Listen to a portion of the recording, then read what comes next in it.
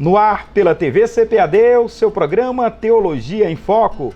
O nosso entrevistado de hoje é pastor, escritor, membro da Casa de Letras Emílio Conde e da Academia Evangélica de Letras. Seja muito bem-vindo, pastor Ciro Sanches Zibordi, que também é escritor de várias obras publicadas pela CPAD, entre elas a série Pregadores da Bíblia. Servo de Deus, seja muito bem-vindo. Pastor Edilberto Silva, um grande prazer estar mais uma vez participando desse programa tão especial, colaborando com a nossa Casa Publicadora das Assembleias de Deus. Grande prazer, conte comigo, vai ser uma bênção participar mais uma vez desse programa. O foco de nossa entrevista de hoje é o sono da alma. Vamos ao foco.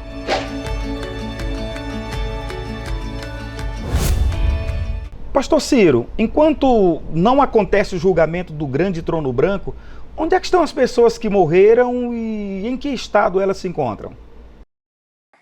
Ótima pergunta para iniciarmos esse assunto tão interessante, né, pastor Edilberto, sobre o sono da alma.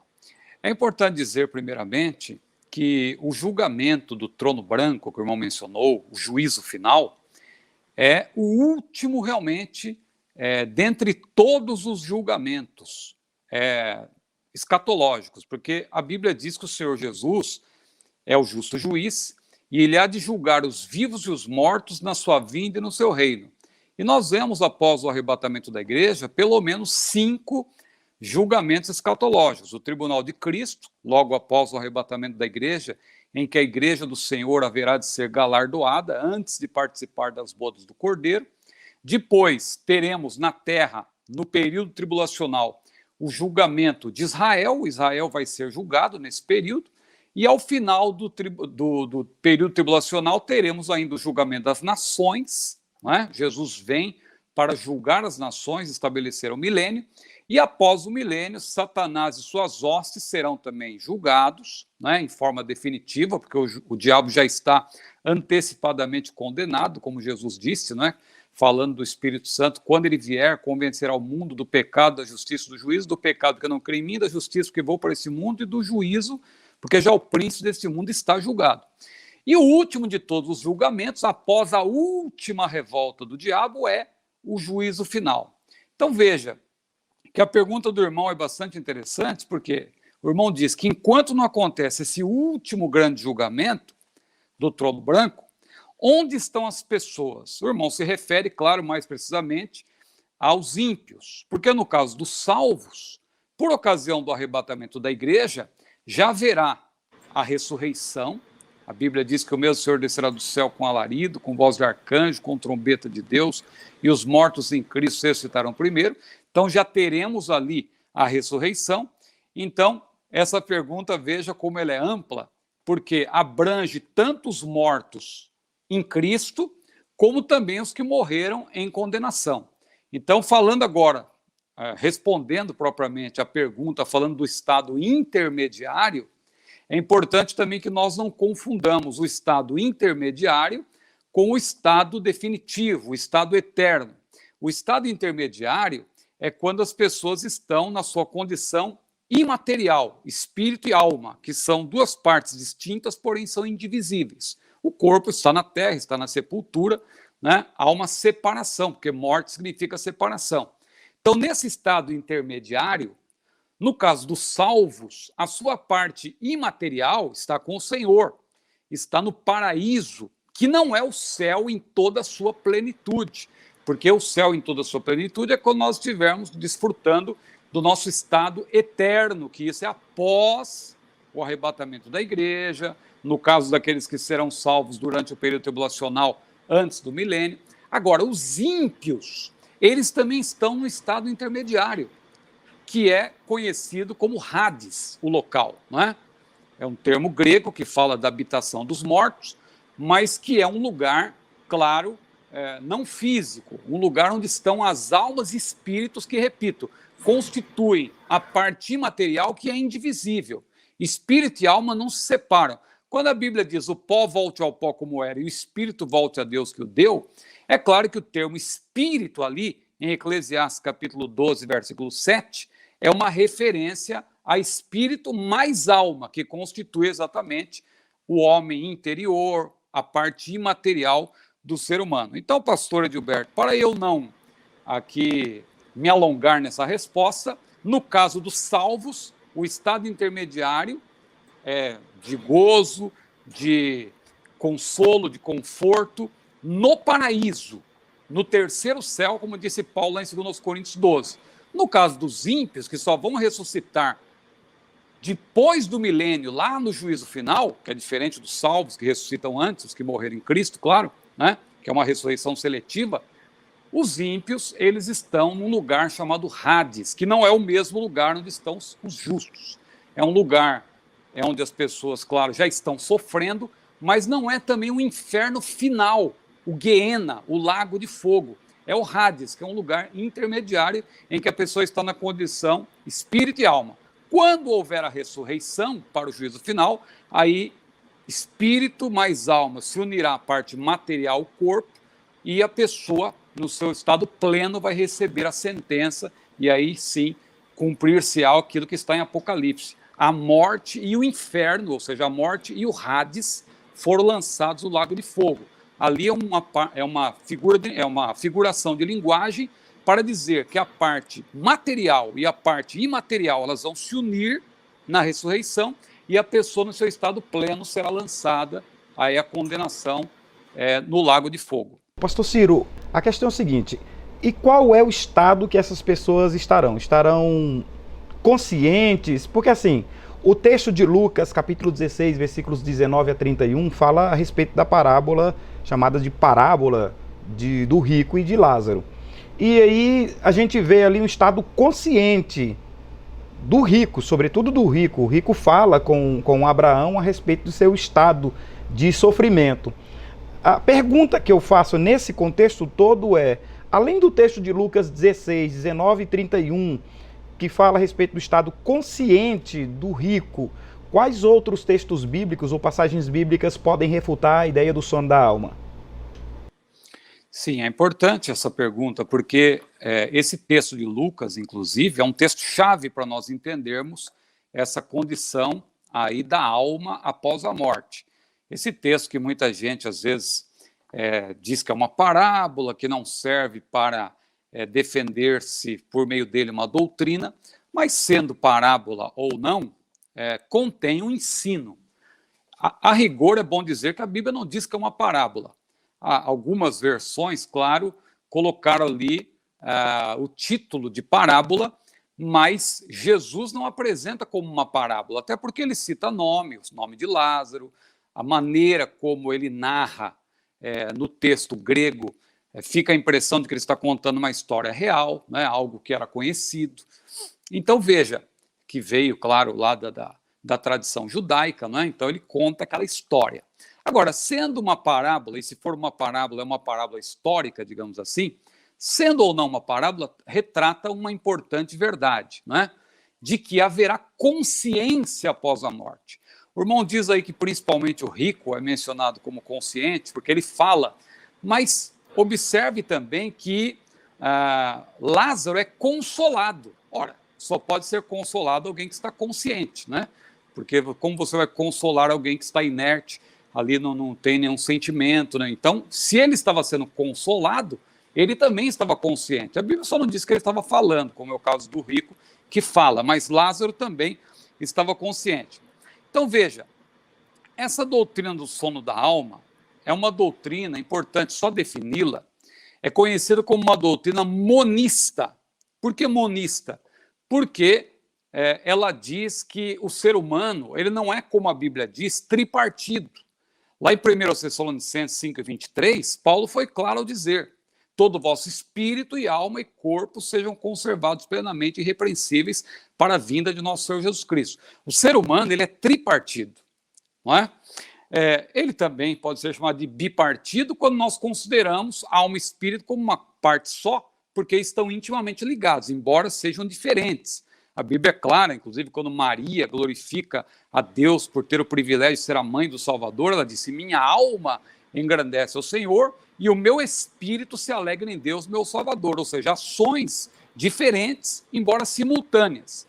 Ou seja, com a alma ela fazia uma coisa, com o espírito outra.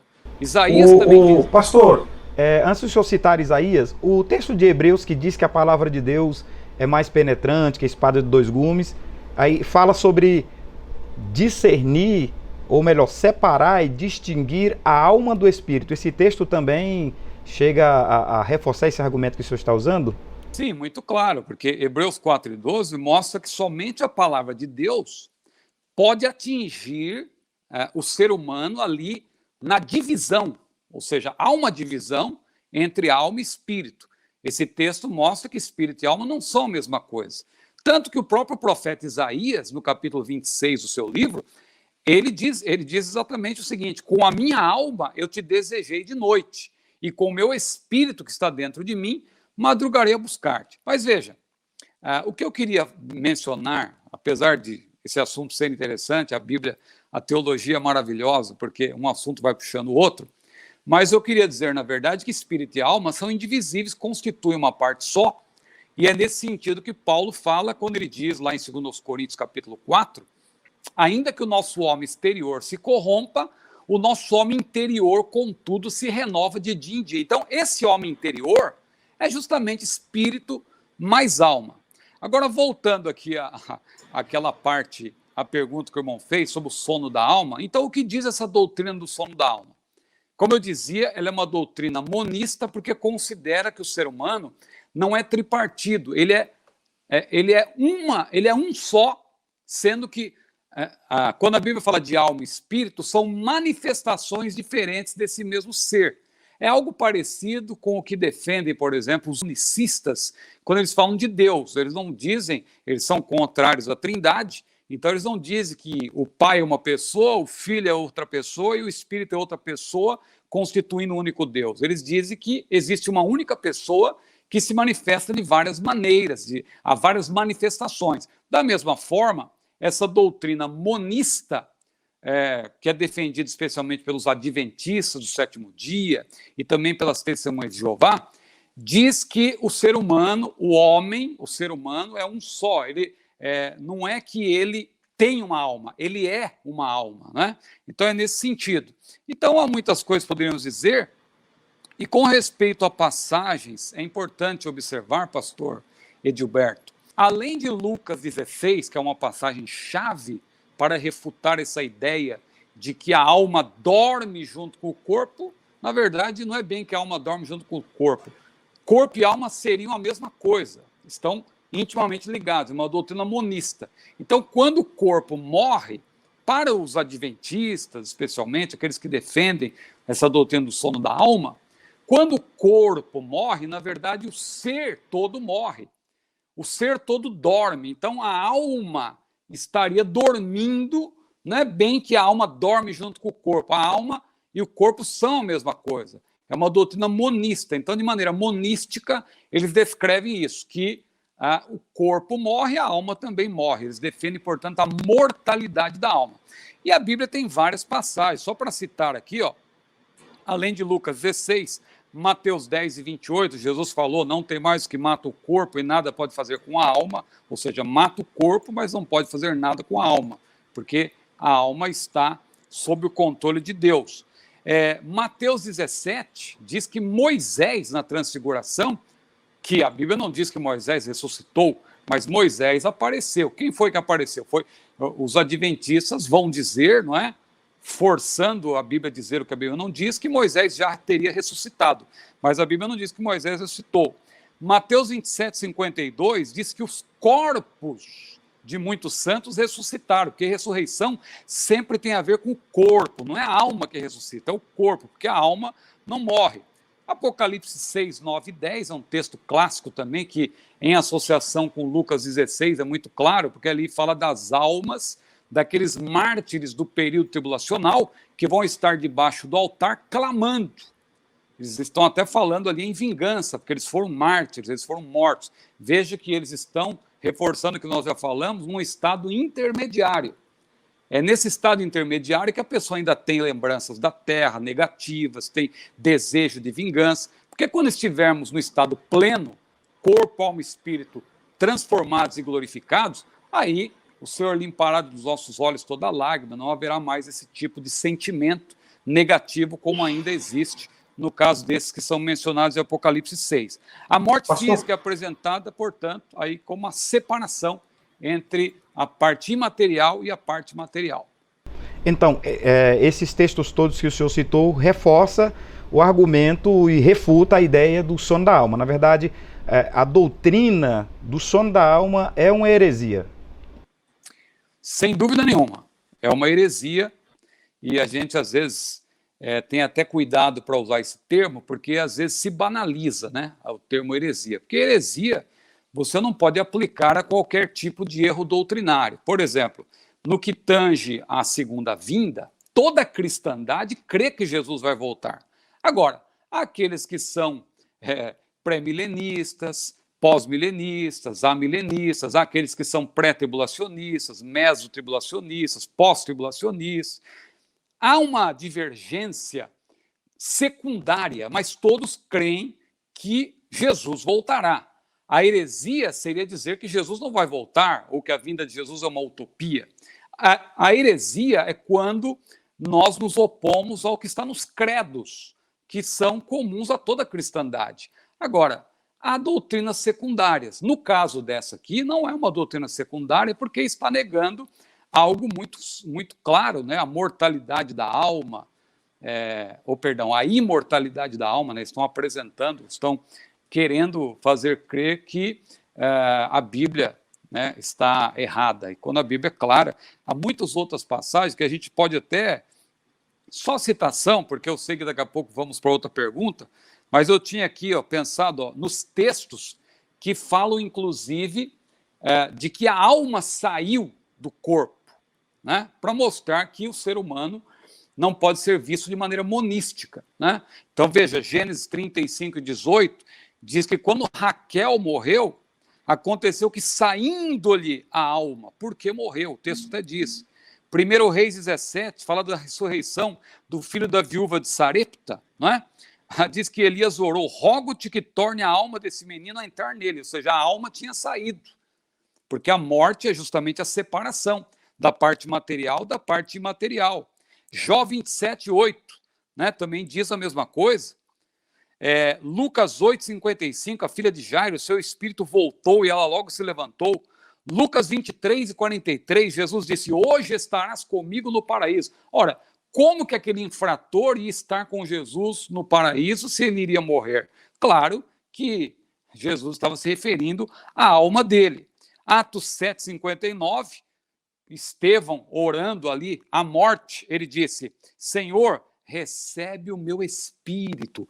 E, finalmente, Atos 20, versículo 10, quando Paulo orou lá por Eutico, e para dizer que Eutico estava vivo, Paulo disse, ele tinha morrido, claro, o rapaz, quando Paulo orou, os irmãos oraram, para dizer que o rapaz estava vivo novamente, Paulo disse, a sua alma nele está. Ou seja, claramente a Bíblia deixa claro que quando a pessoa morre, a alma, a parte imaterial, ela se separa do corpo.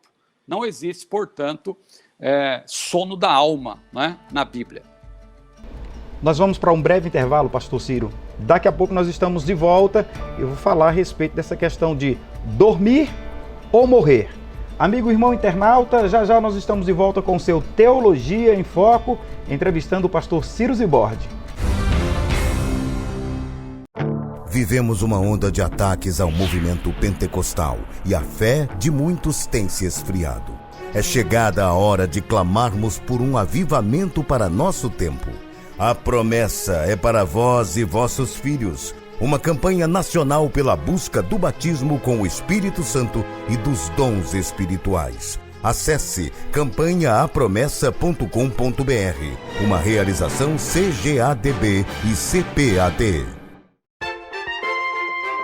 Conheça a Bíblia de Estudo Holman e surpreenda-se. Esta Bíblia foi projetada para que cada recurso esclarecedor esteja na mesma página com o texto bíblico ao qual se refere. Holman, uma Bíblia de estudo que oferece mais do que você espera e exatamente onde você espera. Mais um produto com a qualidade CPAD. Compartilhe bons momentos. Divulgue a Rádio CPAD. www.radiocpad.com.br.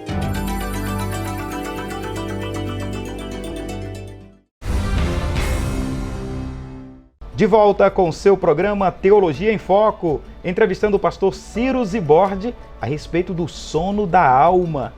Bem, pastor Ciro, como é que nós podemos entender os textos que falam que uma pessoa estava dormindo? Tem o caso de Lázaro, por exemplo, Lázaro, irmão de Marta e Maria, em Lucas capítulo 8, versículo 52, tem falando que Lázaro estava dormindo. É dormindo ou morto? Como é que a gente entende essa questão aí? Veja, pastor Adilberto, dormir, nesses casos, é uma maneira eufêmica, né? É um eufemismo, uma maneira suave de falar da morte, que a morte até é algo, assim, difícil de tratar muitas vezes, né? Veja que até no francês você tem isso, em outros idiomas, no francês, eles evitam falar que a pessoa morreu, eles dizem que a pessoa desapareceu, né? Mas é uma maneira de falar que a pessoa morreu. Então, dormir, nesse caso, é um eufemismo. Então, veja, quem insiste nessa questão de dizer que a Bíblia está dizendo que a pessoa está, de fato, dormindo, é porque não examina o contexto. Porque, por exemplo, João mesmo explica, quando Jesus falou que Lázaro dorme, se nós lermos lá João 11 a 14, diz assim, Jesus, quando soube que Lázaro estava enfermo, Jesus disse, Lázaro, nosso amigo, dorme, mas vou despertá-lo do sono.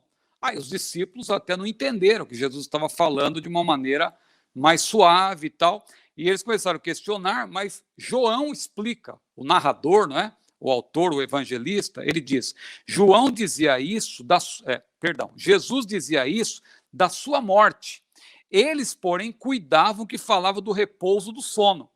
Aí mais adiante João diz, então Jesus disse-lhes claramente, Lázaro está morto. Então veja como a Bíblia explica a própria Bíblia. A Bíblia explica a própria Bíblia. Jesus disse que Lázaro estava dormindo, os próprios discípulos não entenderam. João disse, olha, Jesus estava falando que ele estava morto, é que eles não tinham entendido. Aí depois o próprio Senhor Jesus diz claramente, Lázaro está morto.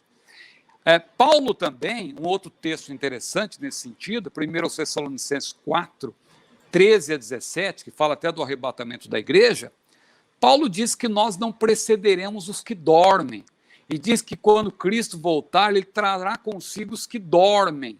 Ou seja, numa referência, claro, à parte imaterial que está com o Senhor, espírito e alma que estão com o Senhor, ele trará para que haja ressurreição. Tanto que Paulo, ele mesmo explica, ele diz que nós não precederemos os que dormem, e mais adiante ele diz, o mesmo Senhor descerá do céu com alarido, com voz de arcanjo, com trombeta de Deus. Agora note, e os que morreram em Cristo, aí ele diz claramente que dormir, nesse caso, é morrer. Os que estão mortos, os que morreram em Cristo, ressuscitarão primeiro. Então, pastor Adilberto, procurando aqui ser mais objetivo possível, quando a Bíblia fala de sono em referência à morte, é um eufemismo, é uma maneira mais suave de se referir a algo, claro, que gera tanta tristeza, a morte de um ente querido e tal. Então, Jesus, Paulo também se refere à morte como um sono, mas não é sono propriamente dito, é no que tange ao repouso, ao descanso, porque a pessoa está sendo consolada por Deus, está repousando nesse sentido, porque não está sendo atribulada, porque essa vida, de fato, é uma vida de tribulação. E quem está com o Senhor, claro, está repousando no sentido de estar sendo consolado, confortado, estar na presença de Deus. Pastor, tem outro texto bíblico que é Salmos 115, versículos 17 e 18. O texto diz que os mortos não louvarão ao Senhor. Então, se os mortos não louvarão ao Senhor e nem os que descem ao silêncio, como é que a gente entende que há estado consciente quando a pessoa passa para a eternidade?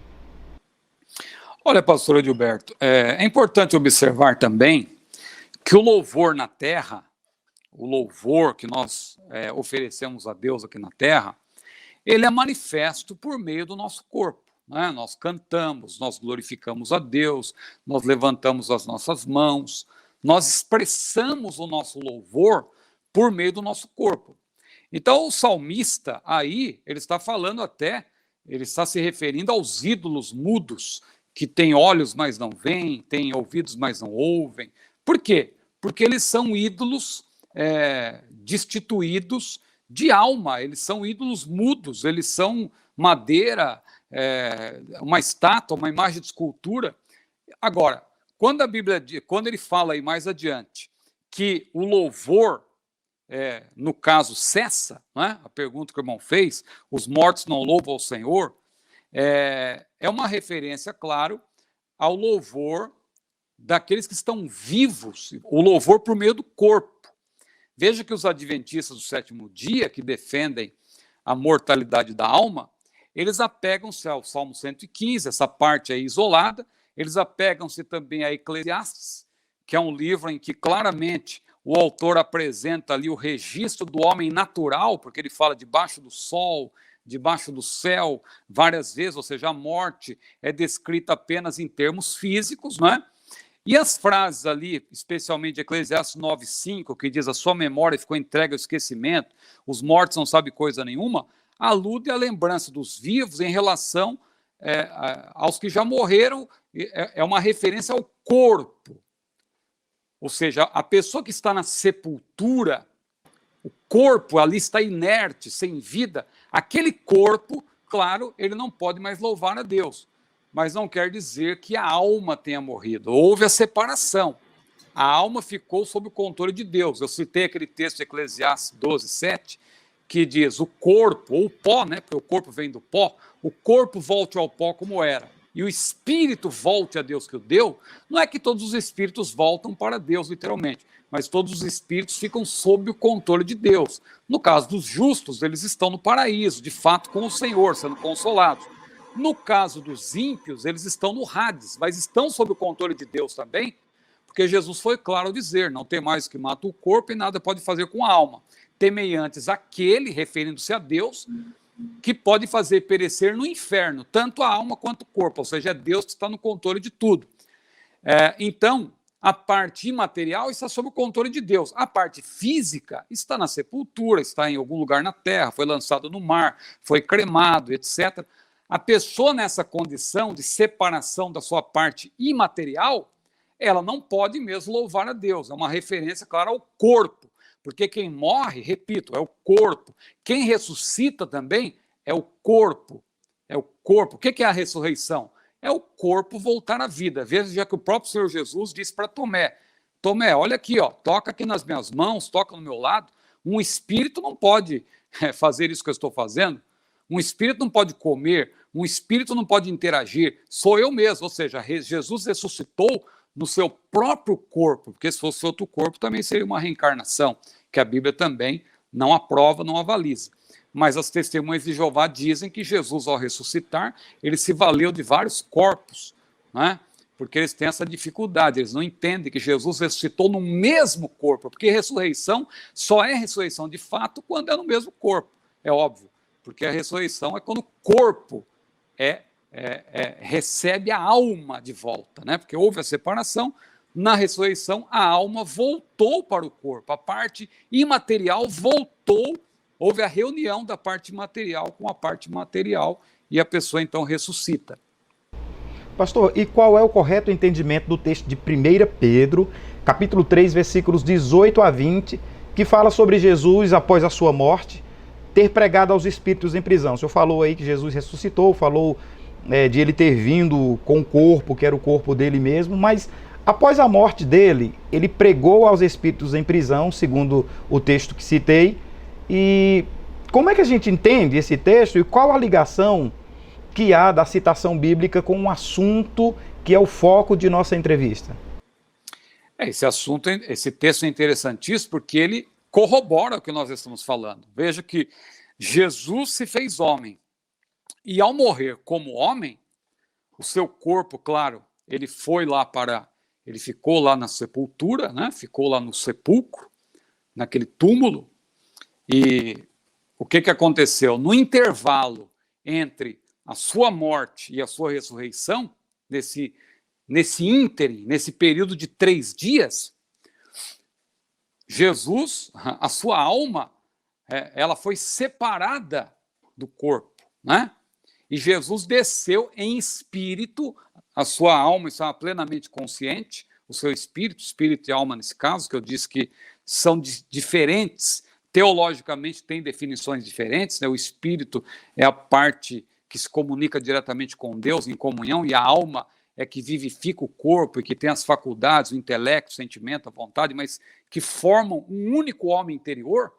Então, quando houve essa divisão, a parte imaterial de Jesus, o seu espírito, como disse Pedro, desceu lá, foi lá no Hades, por assim dizer, né?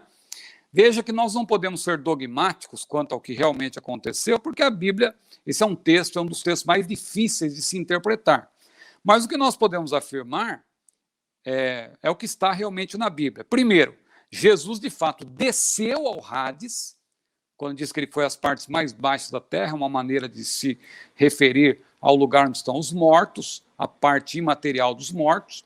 Jesus, de fato, desceu lá e ele também subiu de lá, porque Paulo também se refere a isso, quando lá em Efésios disse que aquele que desceu também subiu.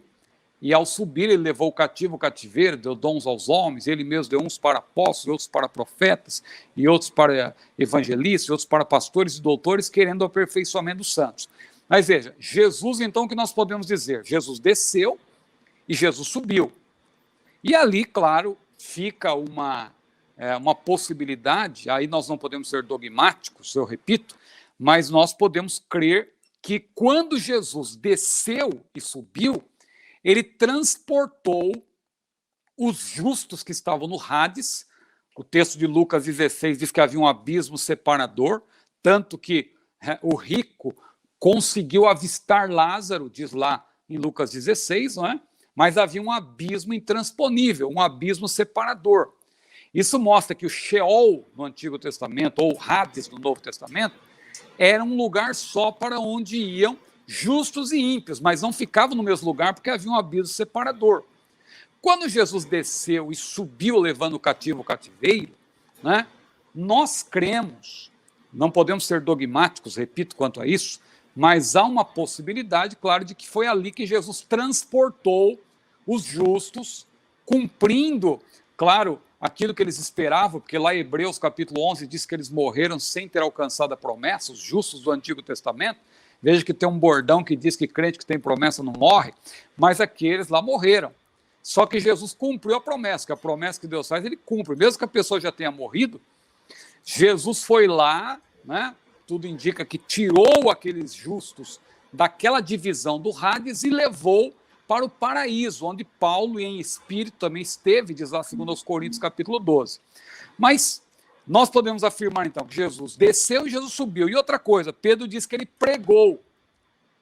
Como a Bíblia é análoga, a Bíblia explica a própria Bíblia, é claro que não existe aqui, né, um fundamento para se dizer que Jesus foi lá para fazer apelo, para dar uma segunda oportunidade. Quem quer, olha, vocês morreram sem salvação, mas agora eu vim aqui pregar, eu morri, agora... Não, Jesus não foi lá para fazer isso. Ele foi lá para proclamar, esse termo no grego também fala de proclamação. Jesus foi proclamar a sua vitória, mostrar, aí fazendo uma conexão com Hebreus 11, Jesus foi mostrar, né? Claro que alguns pregadores fazem aí uma encenação, né? Dizem que o diabo ouviu os passos fortes de Jesus e tal, e algum deles diz que Jó estava lá e deu uma cotovelada no diabo e disse, está vendo? Eu não te disse que o meu Redentor vive. Claro que Jó não estava junto com o diabo, coisa nenhuma, havia um abismo separador, né? E o diabo, para começar, também nem está no inferno, né? Propriamente dito, no Hades, como se diz. O diabo, ele habita as regiões celestiais. Quando a Bíblia diz que Deus... as portas do inferno, do Hades não prevalecerão, e a gente faz uma aplicação nesse sentido, claro que é uma referência aos demônios, mas não ao local em si, porque o diabo nunca esteve a rigor, né? Alguém diz que Jesus tomou as chaves do inferno do diabo, né? Da morte do inferno, mas a Bíblia nunca diz que o diabo teve chaves, a Bíblia diz que Jesus tem as chaves, mas não diz que ele tomou do diabo. Mas são conexões que as pessoas vão fazendo e às vezes não observam com o cuidado que a Bíblia diz. Então eu creio, pastor Edilberto, finalizando, que a compreensão desse texto é que Jesus desceu, proclamou ali que ele venceu de fato, ele desceu para proclamar que ele morreu, ele venceu na cruz, porque foi na cruz que ele disse está consumado, e aqueles crentes do Antigo Testamento que morreram, porque o sangue de Jesus alcançou antecipadamente, porque a morte de Jesus tem efeito retroativo, não existe salvação fora de Jesus, mesmo Abraão, Moisés, os santos do Antigo Testamento, eles foram salvos pelo sangue de Jesus, que tem efeito retroativo. Paulo fala disso em Romanos, daqueles que morreram que pecaram, sob a paciência de Deus. Eles foram alcançados, né? A obra de Cristo tem também efeito retroativo. Então Jesus foi lá para mostrar para eles que eles creram nele, sem ter visto ele em pessoa na terra, mas ele venceu, e então ele proclamou a sua vitória e subiu. Eu creio que essa é uma posição aceitável, né? Não podemos ser dogmáticos, mas essa é uma posição aceitável do ponto de vista daquilo que nós, como pentecostais, esposamos. Pastor Ciro, nós vamos para mais um breve intervalo e já voltamos, tá? O senhor aguarda um pouquinho aí, falar aqui com os internautas. A você, amigo, irmão internauta, já voltamos com o seu Teologia em Foco, entrevistando o pastor Ciro Zibordi.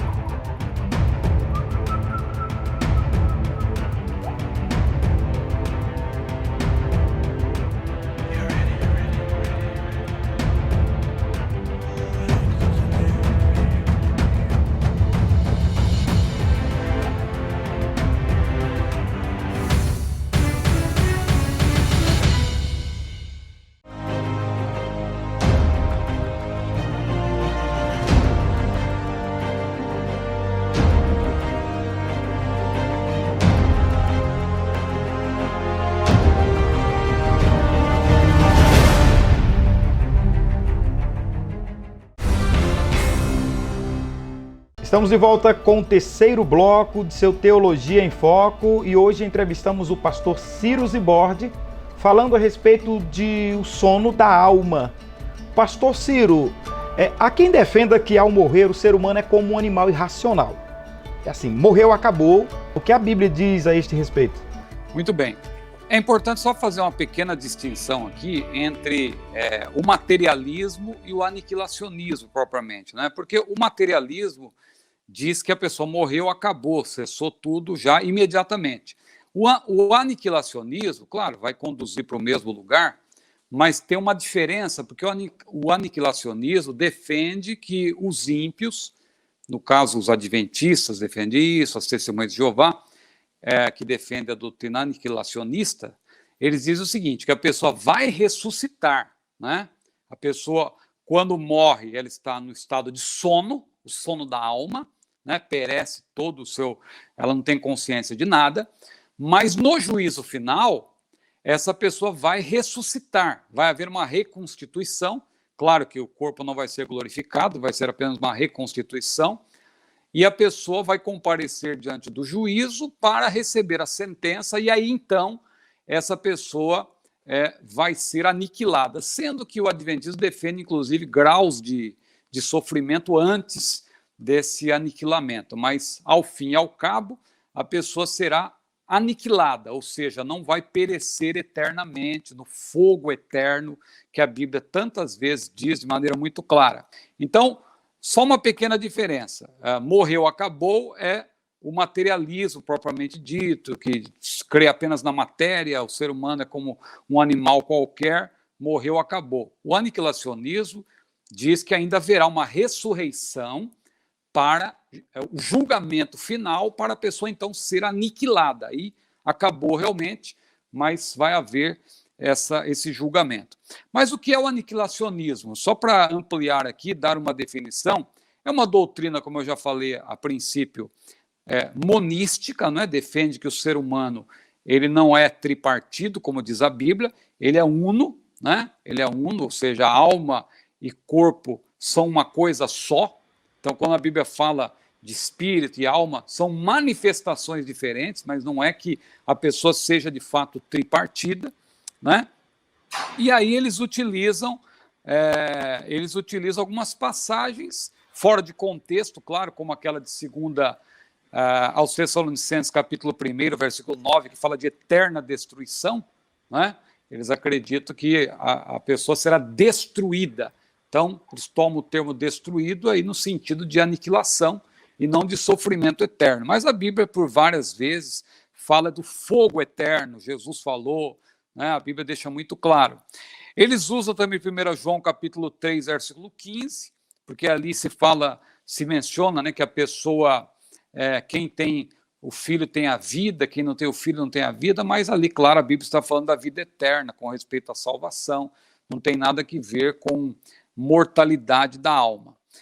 Então, o que fica claro para nós, pastor Edilberto, para eu não me alongar mais uma vez, é que a Bíblia não corrobora essa ideia de que morreu, acabou. Muito pelo contrário, nem tampouco a Bíblia corrobora o aniquilacionismo, né? A aniquilação da alma após o juízo. A Bíblia diz que haverá a segunda morte para nós. Veja que Apocalipse 20, versículo 14, para os adventistas, segunda morte é a destruição. Mas para nós não, a Bíblia ali tem várias passagens que fala de sofrimento eterno, de o bicho nunca morre e tal, aquelas ênfases que tem na Bíblia que deixam claro que o inferno realmente é real e o inferno vai ser um lugar de sofrimento eterno e não um lugar de aniquilação. Muitos acham cômodo acomodar, né? As pessoas às vezes querem, na verdade, dar uma mãozinha para Deus e dizer, não, isso aqui está sendo muito duro, não, vou suavizar isso aqui e tal, mas Deus é justo, Deus sabe o que faz e Deus estabeleceu a vida eterna para os salvos e, lamentavelmente, a condenação eterna para aqueles que desprezam a sua palavra, né? Só um detalhe importante, pastor Gilberto, para concluir, é que nós não podemos confundir essa questão do sono da alma, gera uma confusão muito, muito grande na mente de muita gente, porque o termo alma, muitas vezes, dependendo do contexto, ele pode variar de significado. O termo alma na Bíblia ele é polissêmico.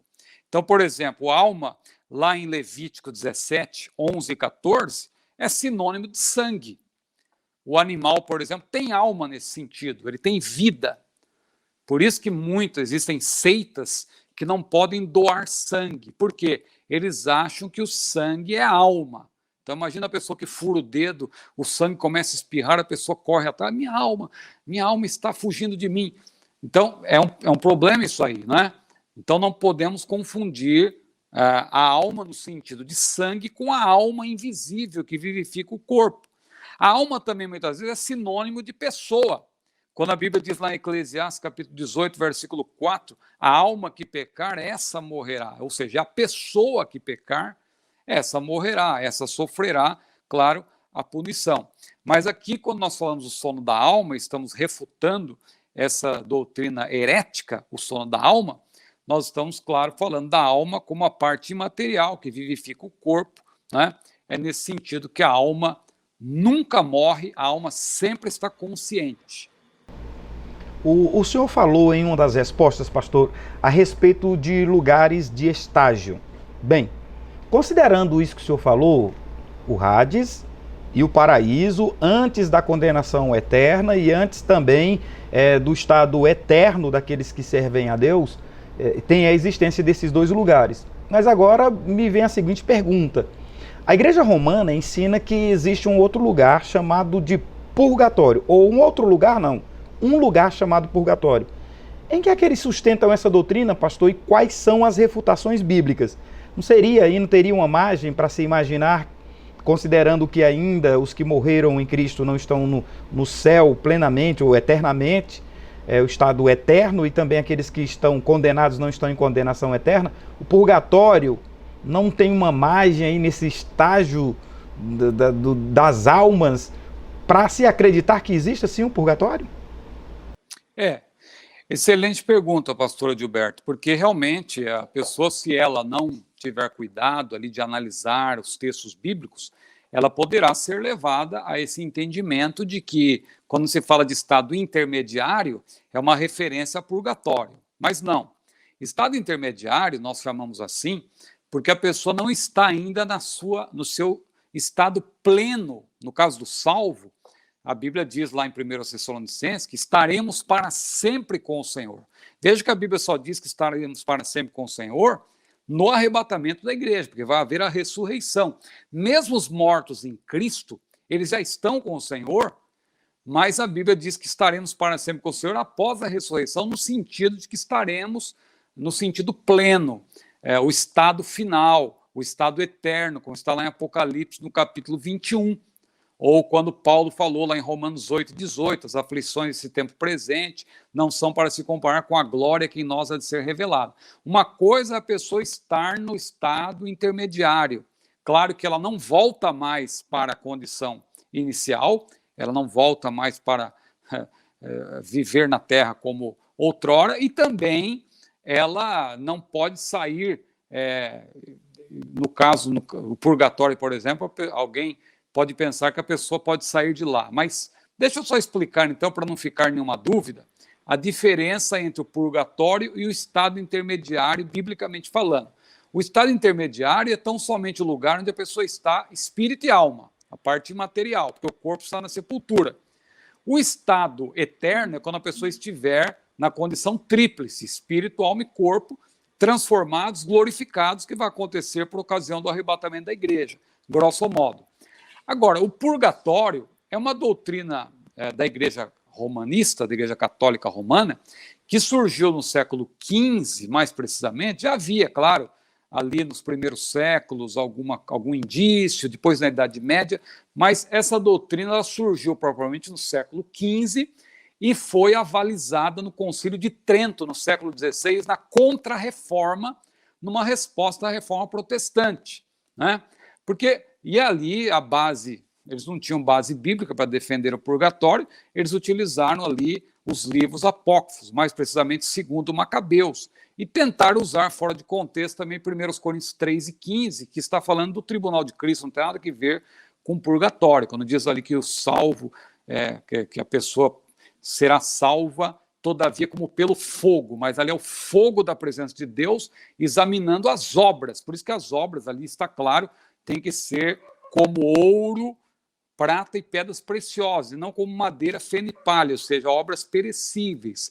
A pessoa que serve a Deus para aparecer, que não tem humildade. Então é nesse sentido que Paulo falou, o tal será salvo todavia pelo fogo, porque o fogo da presença de Deus vai fazer com que as obras que foram feitas não para a glória de Deus sejam queimadas, ou seja, a pessoa sofrerá detrimento quanto a galardão, mas não é perda de salvação.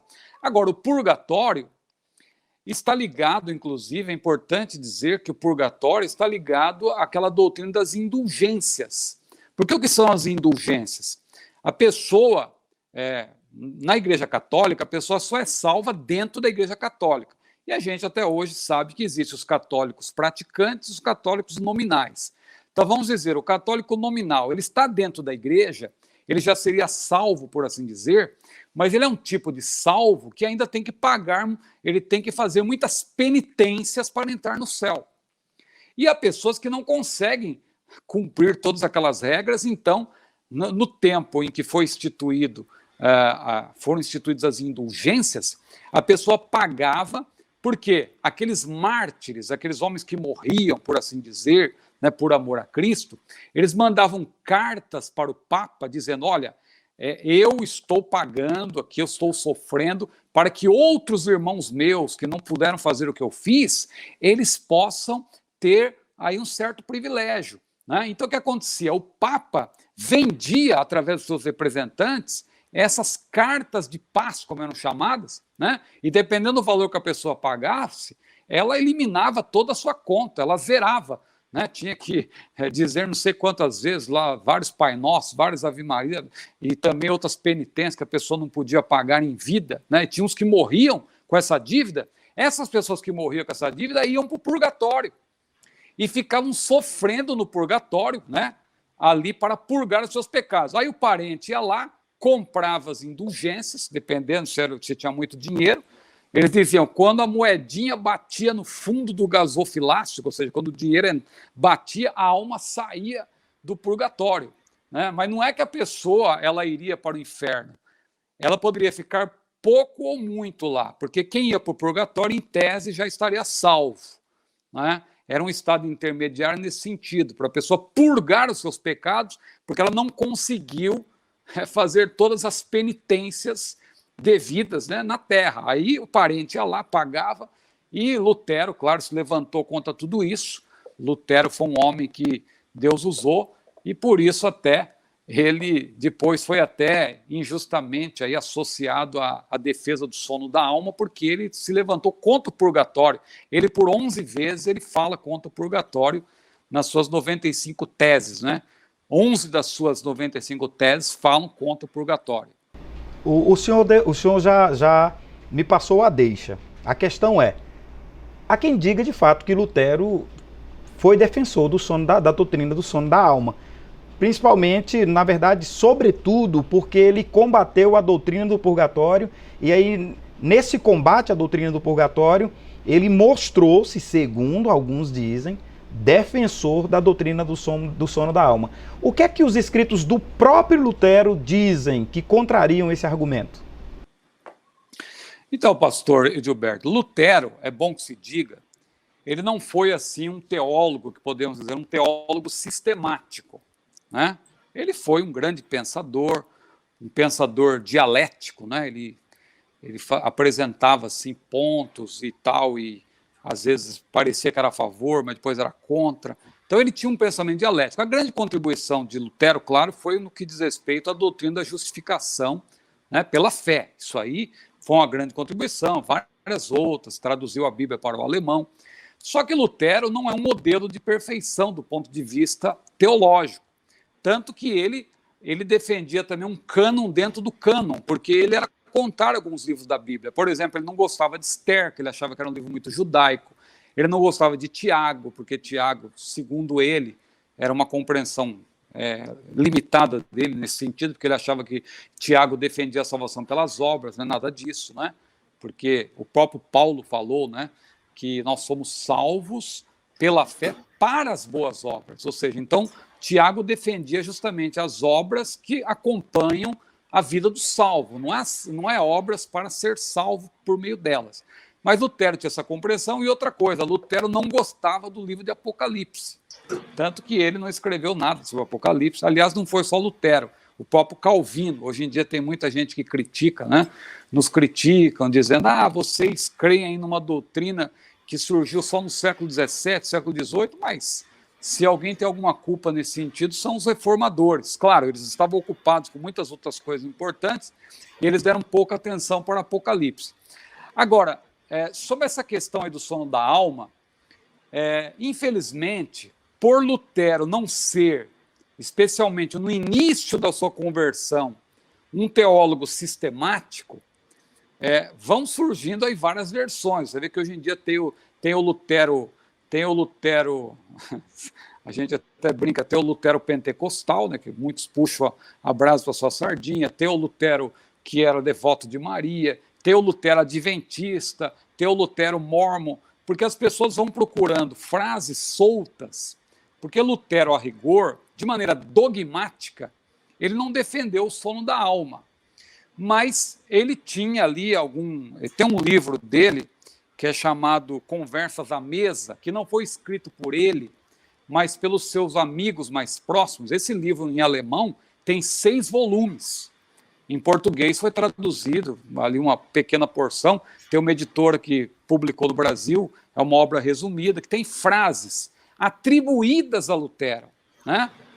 Não dá para você afirmar com certeza que foi ele. Então, essas frases, elas são contraditórias, porque ele ora fala que a alma sente, a alma... em outro momento ele diz que a alma dorme junto com o corpo. Então, não dá para dizer de maneira dogmática que ele foi dogmático quanto a isso, porque, repito, Lutero não era um teólogo que nós poderíamos chamar de teólogo sistemático, como foi Calvino, né? Ainda que nós não concordemos 100% com a teologia de Calvino, mas temos que reconhecer que ele era um teólogo sistemático. Não é o caso de Lutero. Lutero, ele escreveu muita coisa, claro, tem livros dele também, além das 95 teses, tem aquela obra do cativeiro babilônico e tal, que apesar do título, ele fala de muitas coisas alusivas à fé cristã, né? A obra dele mesmo que ele escreveu, e tem essa obra de Conversas à Mesa, que não foi ele que escreveu, né? É bom que se diga. São frases atribuídas a ele, de amigos que sentavam-se à mesa com ele e conversavam com ele, e ele teria falado alguma coisa nesse sentido aí, que os adventistas, claro, como eu falei, hoje em dia tem o Lutero Mormon, tem o Lutero Adventista, o pessoal fica procurando puxar a brasa para a sua sardinha, né? E a gente tem que ter cuidado com isso, porque não são fontes assim 100% confiáveis. Nós ficamos, claro, com o que a Bíblia diz, né? E o que nós sabemos, pelas teses de Lutero, é que ele se opôs, sim, ao purgatório, que era algo que a Igreja Romana defendia, associado, claro, com em associação com o sistema de indulgências, que era algo muito rentável para a Igreja Romana. Por isso que ela pregava sobre o purgatório, ela precisou se apegar, inclusive, aos livros apócrifos, porque a Bíblia mesmo não dá aval para o purgatório, né? Não avaliza, não abona a doutrina do purgatório. Pastor, nós estamos encerrando nossa entrevista agora, agradecidos a Deus pela vida do senhor, por seu ministério, agradecidos pela gentileza do aceite do convite. O senhor foi muito gentil em ter aceito o nosso convite pela terceira vez aqui no programa Teologia em Foco. E louvamos a Deus pela vida do senhor, renovando votos aí de felicidade, de prosperidade bíblica, em todos os sentidos plenos da prosperidade bíblica, e que Deus abençoe a vida do senhor poderosamente em nome de Jesus. Espero que o senhor volte ao Teologia em Foco muito em breve. Muito grato, pastor Edilberto, foi um prazer, e peço perdão aí se as minhas respostas não foram muito sucintas, é que esse assunto também é vasto, né? E a gente às vezes tem dificuldade até para sintetizar aí a resposta, mas agradeço, uma honra para mim poder participar desse programa tão especial, Teologia em Foco.